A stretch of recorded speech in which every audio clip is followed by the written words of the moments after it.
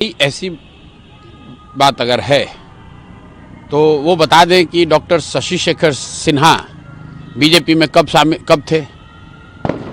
BJP के कार्यकर्ता थे या बीजेपी से जुड़े हुए थे इसका तो कोई मतलब ही नहीं है ना। वो तो छोड़कर आकर यहाँ पर जनसुराज में शामिल हो गए। वैसे तो सैकड़ों हजारों लोग जनसुराज में हैं, जो कोई बीजेपी से आया है, कोई राजद से आया है, कोई जदयू से आया है, कोई कम्युनिस्ट पार्टी से आया है। अगर वो बीजेपी के इतने ही अनुशासित कार्यकर्ता थे तो फिर वो जनसुराज में क्यों आए थे। और जनसुराज से टिकट जब ले लिया उसके बाद गृह मंत्री को उनके साथ बैठने की क्या जरूरत पड़ गई जिस दिन उनको नामांकन करना था। वो बीजेपी के अनुशासित कार्यकर्ता थे, बीजेपी के कोई नेता उनको फोन कर देते, वो टिकट वापस करके चले जाते।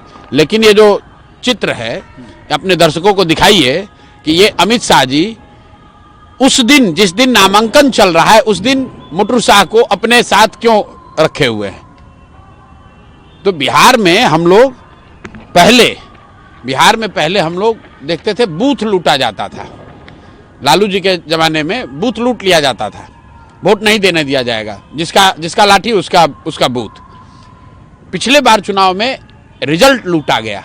बिहार के गांव-गांव जाइएगा, लोग बताएंगे, राजनीतिक तौर पे जो जानकार लोग हैं, कि पिछली बार कम से कम 10 से 15 सीटों को जो क्लोज कॉन्टेस्ट था वो एनडीए ने जबरदस्ती रिजल्ट अपने हिसाब से घोषित करवा दिया। इस बार डर इनका इतना है कि ये बूथ तक भी नहीं जाना चाहते हैं चुनाव, और चुनाव के रिजल्ट की गणना का भी वेट नहीं कर रहे हैं। पहली बार बिहार में उम्मीदवार लूटे जा रहे हैं। पूरे देश में आप मुझे कोई ऐसा उदाहरण बता दीजिए जहां आपके सामने के दल के उम्मीदवार को भारत के गृह मंत्री, भारत के शिक्षा मंत्री जाकर उनके घर पर बैठकर कह रहे हैं भैया उम्मीदवारी वापस लो। और ये कह रहे हैं, मेरे पास उसका रिकॉर्डिंग नहीं है लेकिन फोटो है, आप देखिए, अपने दर्शकों को दिखाइए कि भाई ये धर्मेंद्र प्रधान है कि नहीं है।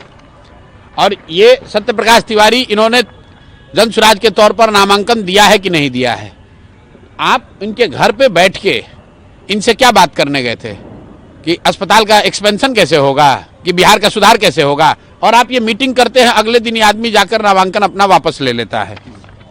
ये जो गृह मंत्री हैं अमित शाह जी और धर्मेंद्र प्रधान, दोनों का फोटो इसमें है। इसमें वो व्यक्ति शामिल है जिसको कि उस दिन नामांकन करना था। नामांकन करने का अंतिम दिन उस व्यक्ति को अमित शाह अपने यहाँ बुलाकर रोक लिए। आप बताइए, देश का गृह मंत्री अगर किसी भी व्यक्ति को बुला के रोक लेगा तो उसको तो रुकना ही पड़ेगा। तो भाजपा को जरूर ये सफाई देनी चाहिए कि हम लोग लालू जी पर आरोप लगाते हैं कि आप ये लोग बूथ लूटते थे, आप लोग तो खुलेआम उम्मीदवार लूट रहे हैं। कहाँ है इलेक्शन कमीशन, कहाँ है इनका भाजपा वालों का चाल चरित्र चेहरा। और आज मैंने